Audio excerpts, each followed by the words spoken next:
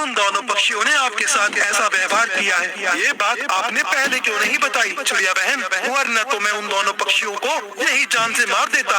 अब आपको चिंता करने की आवश्यकता नहीं है चिड़िया बहन। आप मेरे ऊपर अपना हौसला बना लो और यही रहो। आपको यहाँ किसी बात का खतरा नहीं होगा।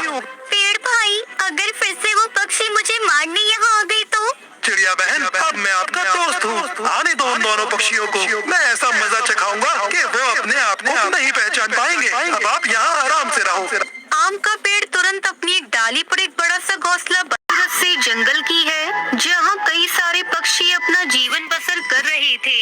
उसी जंगल में टुनटुनी नाम की गरीब चिड़िया, जो अपनी बूढ़ी माँ टोनी चिड़िया के साथ एक छोटे से घोंसले में रहती थी।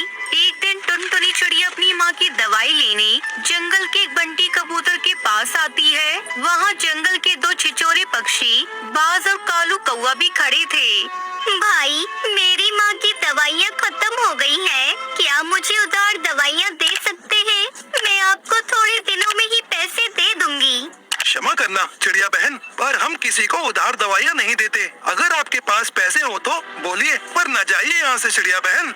भाई, कुछ गरीब की सहायता कीजिए। थोड़ा तो मुझ पर विश्वास रखिए। मेरी माँ की तबीयत बेहद नासाज है। उन्हें दवाइयों की सख्त जरूरत है।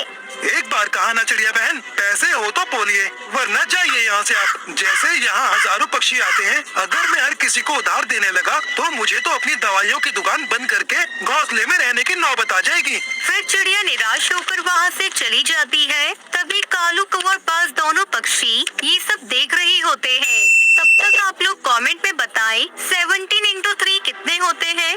बाज भाई, चलो अपना काम शुरू करते हैं। कालू कौवा और बाज दोनों मिलकर जहरीली दवाइयाँ लेते हैं और टुनटुनी चिड़िया के पास जाते हैं। टुनटुनी चिड़िया उसी रास्ते से ही उड़ती चली जा रही थी। रुकिए रुकिए चिड़िया बहन। अरे, आप दोनों कौन हैं? चिड़िया बहन, जब आप अपनी माँ के लिए उस बंटी कबूतर से दवाइयाँ मांग रही थी, तब हम दोनों वहीं खड़े थे। ये लीजिए आपकी माँ के लिए दवाइयाँ। ये दवाइयाँ हम दोनों ने अपने पैसों से ली हैं और आपको इस दवाई के कोई भी पैसे नहीं देने हैं। ये हमारी ओर से तुम्हारी माँ के लिए है। आपका बहुत बहुत धन्यवाद पक्षियों।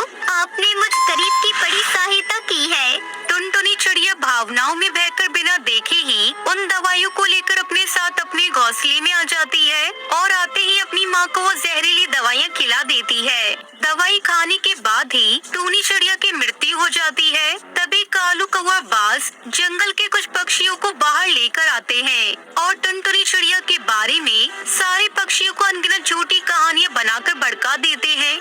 हाँ पक्षियों, हम दोनों ने खुद अपनी आँखों से देखा है। इस टुनटुनी चिड़िया ने उस बंटी कबूतर की दुकान से जहरीली दवाइयाँ ली और अपनी माँ को दवाई खिला दी ताकि उसकी माँ इस संसार से चली जाए। अपनी माँ की बीमारी से तंग आकर इस टुनटुनी चिड़िया ने अपनी ही माँ की जान ले ली।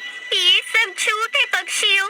ऐसी चिड़िया का जंगल में रहना बेहद खतरनाक है। जब ये अपनी माँ की जान ले सकती है तो ये किसी को भी नुकसान पहुँचा सकती है। मैं तो कहता हूँ इस चिड़िया को मार मार कर इस जंगल से बाहर निकाल दो। सारे पक्षी ये बात सुनकर टुनटुनी चिड़िया को मारने लगते हैं। टुनटुनी चिड़िया सारे पक्षियों को समझाने की बहुत कोशिश करती है, लेकिन उसकी बात पर कोई भी पक्षी यकीन नहीं करता और उसे सभी पक्षी मारने लगते हैं। तभी अपनी जान बचाकर टुनटुनी चिड़िया तेजी से उड़ते हुए जाती है और एक आम के पेड़ के ऊपर जाकर छुप जाती है। भाई, वो चिड़िया इसी आम के पेड़ के पास आई है। उसे कैसे भी करके जान से मारना होगा। अगर उसने हमारी सच्चाई किसी को बता दी तो हमारे लेने के देने पड़ जाएंगे। कालू, तू बात तो सही कह रहा है, पर वो चिड़िया कहाँ गायब हो गई? वो इसी आम के पेड़ के अंदर कहीं छुपकर बैठी है। चलो उसे देखते हैं। दोनों पक्षी उस विशाल आम के पेड़ के अंदर जाते हैं और टुनटुनी चिड़िया को तलाश करने लगते हैं। टुनटुनी चिड़िया डाली के पीछे छुपकर बैठ गई थी और कांप रही थी। तभी बाज टुनटुनी चिड़िया को डाली के पीछे देख लेता ही। कालू भाई, वो देखिए, वो चिड़िया उस डाली के पीछे छुपकर बैठी है। कालू कौवा बाज दोनों टुनटुनी चिड़िया के पास जाने लगते हैं। तभी वो आम का पेड़ अपनी एक मोटी वाली डाली से कालू कौवे और बाज दोनों की पिटाई करता है। दोनों जोर जोर से चिल्लाने लगते हैं। अरे बाप रे, ये क्या